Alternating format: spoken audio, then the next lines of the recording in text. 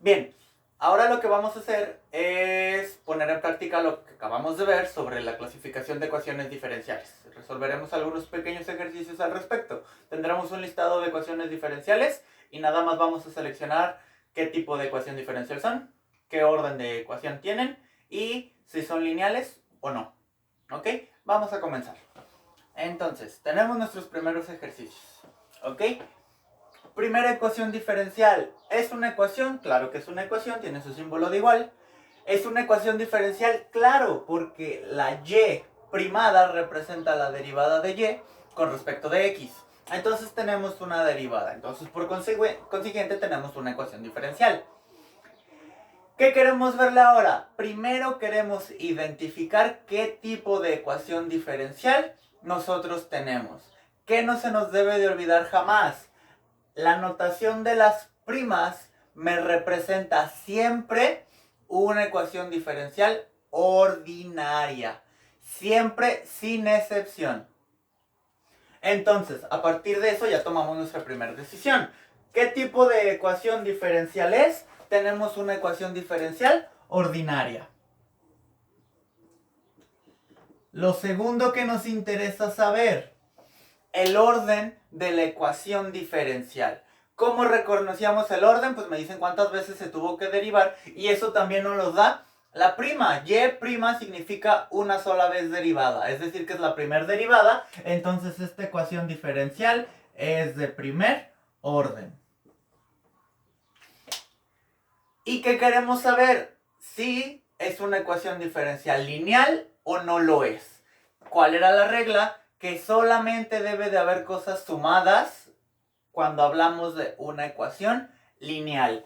La derivada suma a la función, suma a la variable independiente x y esto es igual a 1. No hay multiplicaciones, entonces las puras sumas siempre son bienvenidas. Entonces aquí decimos que la ecuación diferencial es lineal. ¿Ok? Vamos con el segundo. X b' más x es igual a t al cubo más t cuadrada más t más 1. ¿Qué tenemos que tener cuidado? Primero que nada que nos cambiaron las letras. Ya no tengo, como en el ejemplo anterior, y que depende de x. En este caso ahora la x es la variable dependiente que depende de la t en este caso. ¿Ok? Eso no nos debe de generar problemas. ¿Qué significa xb'? Ah, bueno, xb' significa segunda derivada. Entonces aquí ya tenemos los dos primeros datos.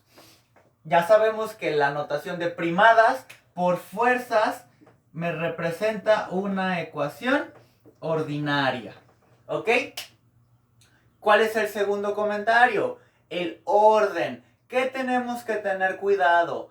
El orden es parecido, en cuestión de que se puede confundir, pero no es igual, al grado. Por ejemplo, si yo noto de este lado t cuadrada, t cúbica, es una expresión de grado 3, porque recuerden que las potencias nos dan el grado. Sin embargo, no estamos hablando de grados en una ecuación, estamos hablando de orden. Entonces, esta partecita de aquí no nos genera ninguna información importante.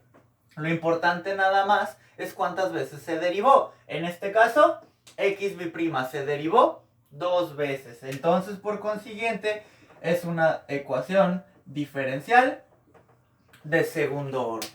¿Qué nos falta? Verificar si es lineal o no lineal. Este primer ejemplo también tiene puras cosas sumadas.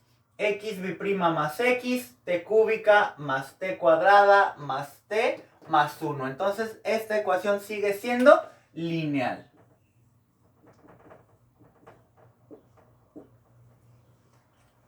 Vamos con la tercera.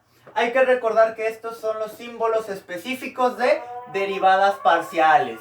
Eso significa que específicamente tenemos una ecuación diferencial de tipo parcial. Ahí está el tipo de nuestra ecuación diferencial.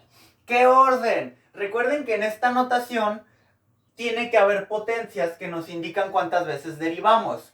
Al no tener ninguna potencia, significa que en todas vale 1, es decir, que todas las derivadas son de primer orden. Es decir, que toda la ecuación diferencial vuelve a ser de primer orden. Y otra vez queremos saber si nuestra ecuación diferencial es lineal o no lo es.